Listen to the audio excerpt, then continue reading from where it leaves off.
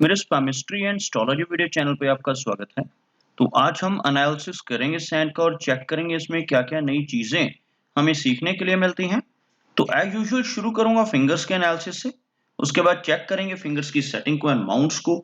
और सबसे लास्ट में हम चेक करेंगे लाइंस को। इस तरह से पूरे हैंड का जो एनालिसिस हम कंप्लीट करेंगे। तो चलिए मैं शुरू करने जा रहा हूँ, साथ साथ ड्रॉ करता जाऊंगा आपके लिए ताकि आपको समझने में कोई दिक्कत ना हो। दोस्तों, वीडियो शुरू करने से पहले आपको बताना चाहूँगा, यह जो नंबर आपको आपकी स्क्रीन के ऊपर नज़र आ रहा है, यह मेरा व्हाट्सएप नंबर है। अगर आप भी अपने हाथ की वीडियो बनवाना चाहते हैं या फ़ोन कंसल्टेशन लेना चाहते हैं, तो इस व्हाट्सएप नंबर पर मैसेज सेंड कर सकते हैं। तो यहाँ पर आप देख सकते हैं इनकी जो हथेली है कुछ इस तरह से एक स्क्वायरिश शेप में नजर आ रही है, जो इंडिकेट करती है एक हार्ड वर्किंग टाइप की नेचर को। और अगर इनकी फिंगर्स को चेक किया जाए तो यहाँ पर आप देख सकते हैं फिंगर्स काफी थिक हैं और काफी अच्छी लेंथ में यहाँ पर इनकी फिंगर्स नजर आ रही हैं। यहाँ से आप चेक कर सकते हैं फिंगर्स की थिकनेस को, काफी थिक फिंगर्स जो इंडिकेट करती हैं काफी अच्छी एनर्जी एंड स्टैमिना को। और साथ ही साथ फिंगर्स के ऊपर आपको सीधी खड़ी रेखाएं भी नजर आ रही होंगी। ऐसी रेखाओं का होना फिंगर्स के ऊपर इंडिकेट करता है कि ऐसे नेटिव काफी मिलनसार स्वभाव के होते हैं। दूसरों के साथ बहुत अच्छे से, बहुत तहजीब से पेश आने वाली नेचर इनकी रहती है।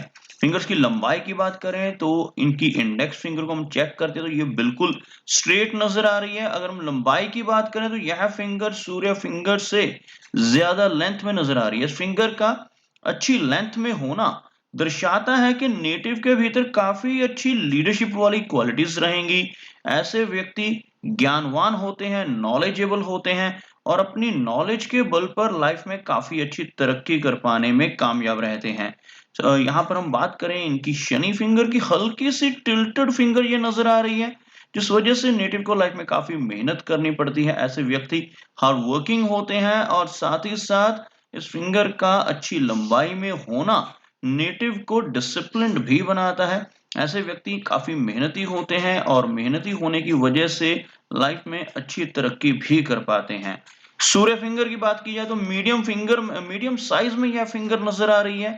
थोड़ा सा झुकाव यहाँ पर शनि फिंगर की तरफ होता हुआ, जिसकी वजह से थोड़ी वैराग्य की भावना, थोड़ी सी आइसोलेशन की फीलिंग इनके भीतर रह सकती है। ओवरऑल यह फिंगर ज्यादा वीक नहीं है, मीडियम लेंथ में है, जिस वजह से क्रिएटिविटी वाली क्वालिटीज और आर्टिस्टिक क्वालिटीज भी नेटिव के भीतर रहती हैं।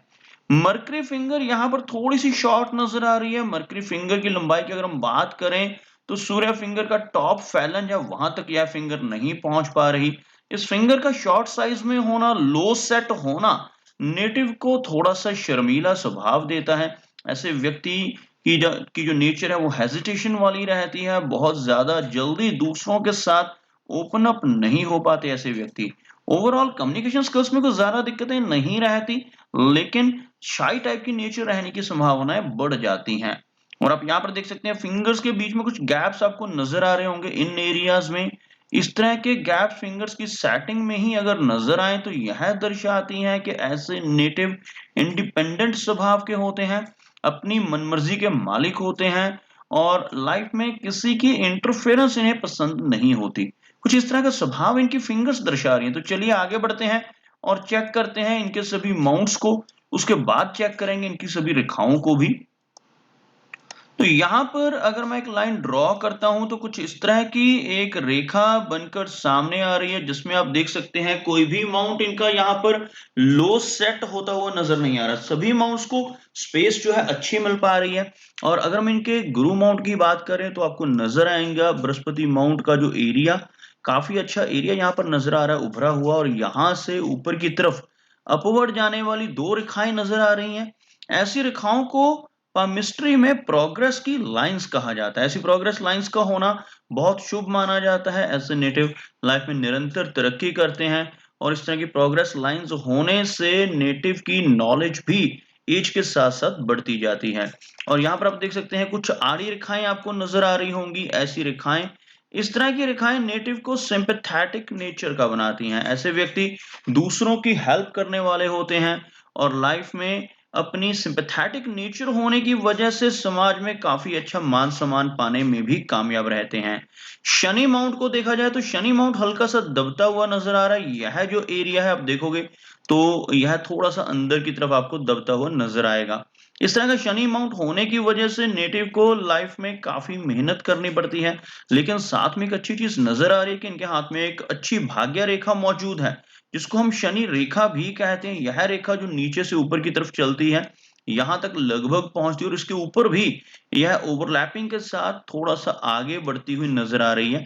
इस तरह की भाग्य रेखा का होना इंडिकेट करता है कि ऐसे नेटिव लाइफ में काफ़ी अच्छी प्रोग्रेस कर पाते हैं और ये रेखा यहाँ पर मौजूद होने से ऐसे व्यक्ति की ओल्ड एज बहुत अच्छी रहती है। यह जो रेखा आप हार्ट लाइन के ऊपर देख रहे हो, यह बिल्कुल स्ट्रेट है और फिंगर के नीचे तक पहुँच रही है। ऐसी रेखा होने से ऐसे नेटिव की जो प्रोग्रेस है काफ़ी अच्छी रहती है और इवन ओल्ड एज में भी इनकम जनरेट करते रहते हैं ऐसे व्यक्ति। लेकिन मेहनती नेचर रहेगी, हार्ड वर्क इन्हें करना पड़ेगा क्योंकि ये माउंट हल्का-सा दबता हुआ भी नज़र आ रहा है। अब बात करते हैं इनके सूर्य माउंट की। यह जो एरिया है आप देखोगे थोड़ा-सा अंदर की तरफ दबता हुआ शनि माउंट की भांति ये भी हल्का-सा दबता हुआ माउंट है और बहुत लंबी सूर्य रेखा का अभाव है यहाँ पर। आप देखोगे सूर्य रेखा कुछ इस तरह से नज़र आ रही है जो यहाँ पर कुछ इस तरह की ब्रोकन बीच में से ओवरलैप्ड लाइन है।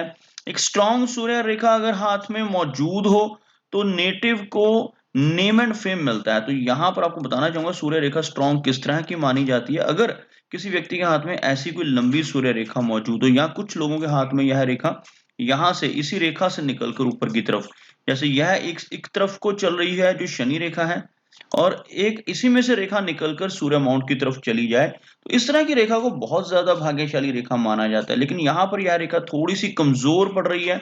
इस तरह की रेखा जो यहाँ पर नज़र आ रही है हार्ट लाइन के बिल्कुल पास से शुरू होती है, जो इंडिकेट करती है कि लेटर एज में चलकर कुछ बेनिफिट इसका मिल सकता है, लेकिन यश की थोड़ी कमी रहेगी।